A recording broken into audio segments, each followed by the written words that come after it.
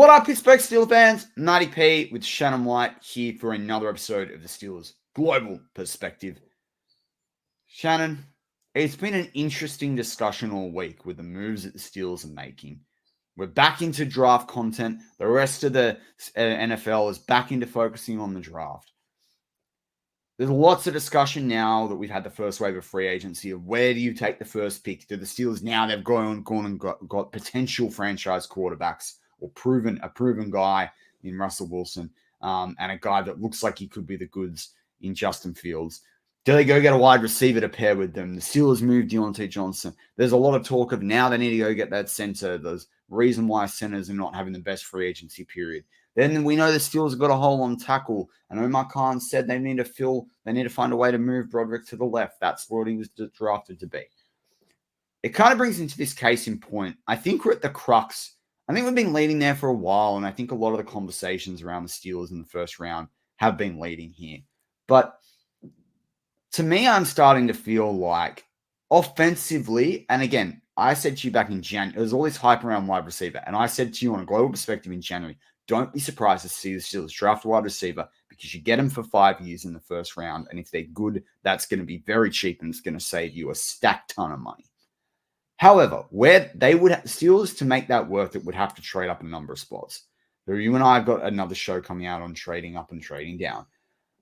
But if they're sitting here and sticking at 20 or thereabouts, a few picks ahead or a few picks behind, to me, it's starting to feel like the case is, are you drafting a center?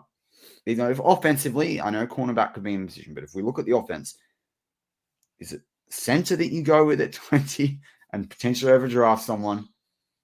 Would you go to the bona fide tackle and figure out center? And I feel this is the conundrum right now. The Steelers pick at 20. You're picking between center or tackle, and there's pros and cons of picking each player. Do you feel like that's where we're at now? I feel like the Steelers' hands are going to get forced here. Well, you know, there's different ways to look at this. We always hear best player available. I say best player available at an area or a position of need. Some things, you know, you're kind of taking off the board in the first couple of rounds, and there's other positions that are highlighted. Yep. Then you have to look at, as you said earlier, you know, there's always that advantage of having the fifth round for any first round pick, or fifth year for any first round pick. Yep. And you look at the cost. Wide receiver costs skyrocketing. Cornerbacks skyrocketing. Tackles are skyrocketing. Centers, not so much. Inside linebackers, not so much. Running backs, not so much. So you say, well, that settles it. But does it? Let's look at the Detroit Lions last year. Yep. They picked two positions in the first round that everybody's like, that's crazy. And they lost in the NFC Championship game. Yep. What I'm saying is it has to be an area of need, but you got to put all that other stuff in there. How's it the draft falling to you? Yep. When we look at this year, center is very shallow. The Steelers got to get somebody. There's really nobody in free agency that I want. They have to get a center, and it's time to get their next legacy center. And you're going 4 deep, 5 at the most. Then I'm talking about a plug-and-play guy because they got to have a plug-and-play guy. Then you look at offensive tackle. It's deeper, but there's still some guys that can be plug-and-play and some are not. Yep. Now, wide receiver, incredibly deep. Cornerback, very deep. So when I look at it, to me, the Steelers have just played around with the offensive line for far too long. Yep. And it's cost them. Yep. And they're not going to become that offense they want to be until they address this line. And we're never going to see, in my mind, I'll throw in this caveat, like, if the Steelers truly believe they can unlock the best of Justin Fields, they better put a better line in front of him. Exactly. Or if they think Russell Wilson can play another 3 or 4 years, they better put a better line in front of both of those blokes than what they've had previously. And their lines haven't actually been too, like, Chicago's improved a lot last year. Like, Chicago's line last year is better than what I'm looking at the line this year from the Steelers. People can hate me for it, but I think the Steelers, when you don't have a center, really a starting center on the roster, and you don't have a bona fide right tackle on the roster, I'm going to say that Chicago had a better line than the Steelers. Yeah, I agree. And so, in my opinion, this is the year. I mean, we all like the shiny toys. They're exciting. They're more interesting. But to me, I'm old school. And I want to see that line because that allows all them shiny toys to actually do their job. Well, this is like my theme that I had last year that I've said this year. This is what I call it, Shannon. This you call it old school. I call it trenchy, not trendy. Oh, it's true because it's not trendy. But, but thank the Lord they have Andy Weidel. And in my opinion, the king of the round bellies, he understands that this line has to improve. And he can't do it with secondhand free agents or, trying to strike gold on a third or fourth round guy moving from guard. I mean, it just ain't going to work. Yeah. So there is guys that if you look at Frazier, Powers Johnson, Van Brun, Barton. Well, I was about to say there's a lot of people like I don't like center at. I must admit, like drafting a center at 20, they better body be good. I still think like Linderbaum was overdrafted in a way, but Barton at 20. But has he? Because he's been great for the Ravens. See, I know, but I'm just saying with the Barton guys for Detroit last year, people said they were overdrafted, but they rounded out that team. But they I don't needed think, those guys. I think Goff can be a top, like Goff is a known commodity that he can be a top 12 quarterback at that team. They had a number of other positions already filled. They had landmark tackles in there. They had they had some really good wide receivers. I think they're ahead of where the Steelers were at. But where the Steelers are at now, there's more question marks than where there were Detroit last year. But what I was going to say was, Goff played better last year, in my opinion, than he'd ever played. Yeah, but what I mean is a winner. Yes, as a winner, but those positions they filled were glaring weaknesses. But what I like, but that's what the Steelers are in that situation right now at center and at tackle. They're glaring weaknesses. Yeah. Well, what I was going to say about Barton, I like the idea of drafting Barton at 20 if there's not a top tackle on the board. And the idea of him playing center is something that's cropped up like very recently around the league. He worked out today mainly as a center at Duke's Pro Day. Because I feel like he's worked out that because the centers are short and he probably, if he switches, will fit somewhere between Zach Frazier. And there's also the Jackson Powers Johnson thing, which you and I were talking about 3 weeks ago. He's starting to move back a little bit on some people's boards because they're getting realistic about center and what is center worthy of a top 25 pick. And 2, he doesn't have the cleanest snapping of the football, which is the primary job of your center, right? Frazier had one considered bad snap in 4 years. Yeah. He was the best snapper in this job. But my point with Barton is, for Barton, he could go ahead of both of those blokes because he was originally slated as guard. And if he can play center as well, he offers a team choice. And it's like guys like Fuaga, and even I think, Troy Fatanu as well. Both those blokes are so high on the board because you can play them at tackle or you can slot them in at guard. And I think for Barton to be considered the best interior prospect, that will get him moving from a 23 or later pick into a top 20 pick. So there was reports yesterday that teams are considering Fatanu as a center prospect. Also, I think he's got the mobility, the arm length, and the nimble feet to play tackle. But I mean, that just shows you. See, everybody talks about Barton. Barton people are not talking about. He's over 6'5", but his arm length is 32 7/8, only slightly longer than Frazier and Jackson Powers Johnson. So Barton is not going to play tackle full time in the NFL. Well, they've already said that Barton, they've pegged him to play inside. No one. Interior, yes. Yeah. But the thing that I worry about this constant conversion to center like with Fatanu. But Fatanu's so agile that even Rhett Lewis on the Move the Sticks podcast said there's a case to draft the bloke as a tight end with the amount of use of a swing tackle these days. Because if you can get that guy to catch a ball every now and again, look out. He'd just be another Darnell Washington. Totally. But I will say this. The Steelers, when I talk about Fatano or Barton, I'm done playing with this center position. It's time for the legacy guy.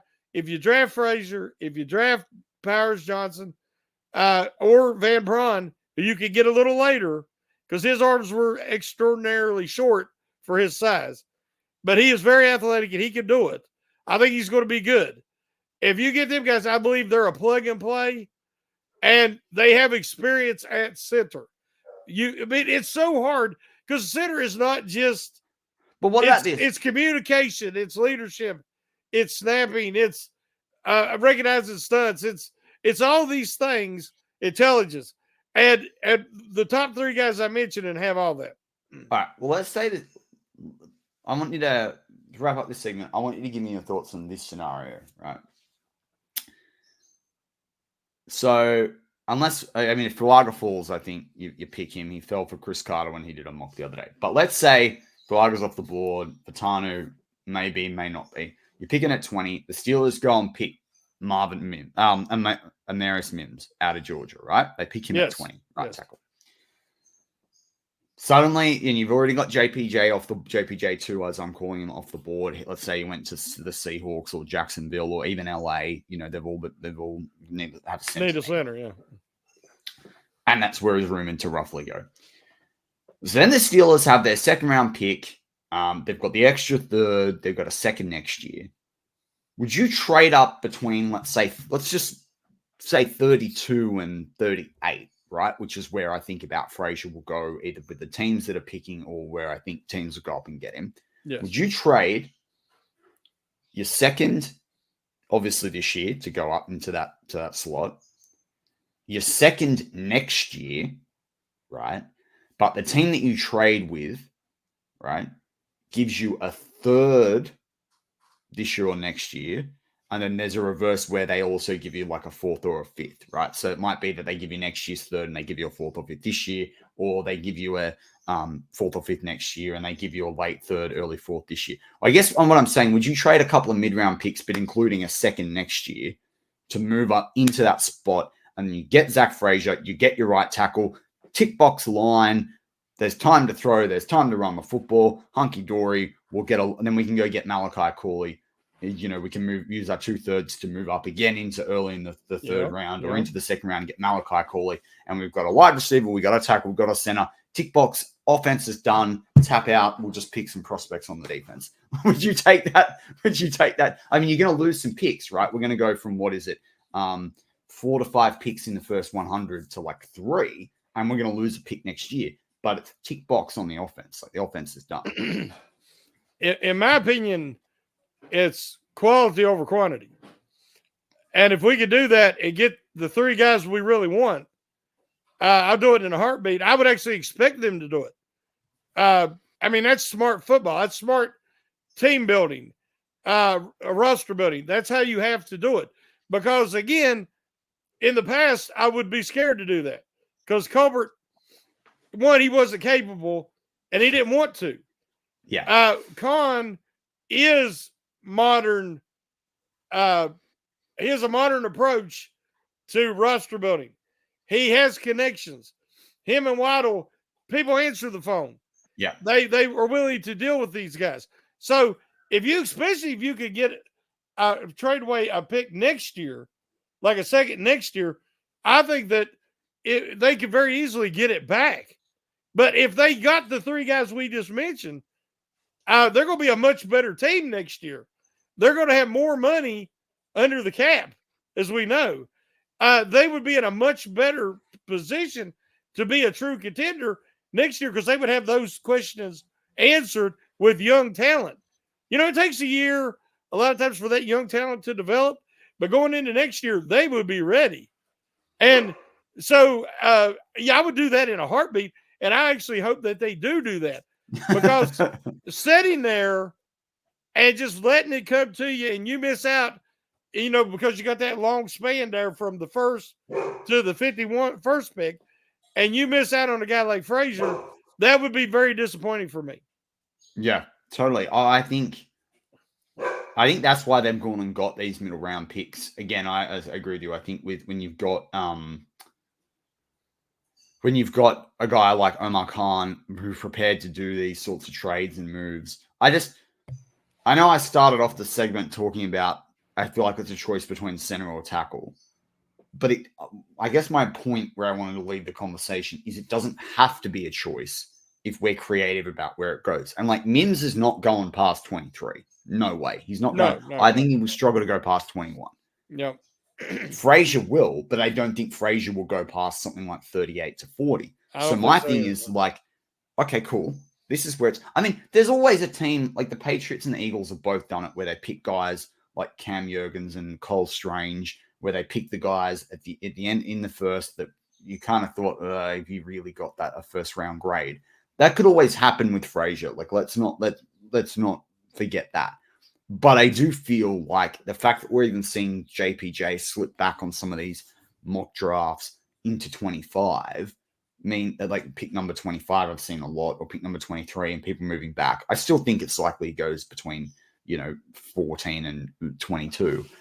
But I guess when you see people that I guess that draft stock sort of changing and becoming more realistic, you then think, all right, well, Frazier's close in most people's minds, and you and I both think he's probably actually a better prospect than JPJ too. So there's probably another 10 or so picks difference. So that's the thing. Like, I mean, football is a numbers game, right? You've got to get 10 yards in 4 downs. It's the same thing when it comes to player and acquisition. What's value at what position? Like the money that, I mean, Daniel Jeremiah hit the nail on the head, and he keeps talking about this, is the problem with Brock Bowers, if you draft him in the first 10 picks, is that Brock Bowers is one of the most expensive tight ends in the league at that point in time, and he's an unproven NFL player. We all know he's going to be great in the NFL, but is he a top 5 tight end? Is he a top 10 tight end? Is he worth being paid a top 3 tight end? We have no idea.